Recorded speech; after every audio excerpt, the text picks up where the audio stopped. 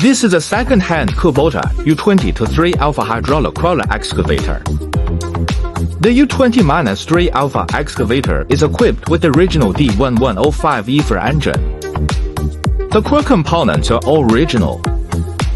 The working weight of the whole machine is 2,380 kg. Power is 19 kW. The bucket capacity is 0.05 for cubic meters.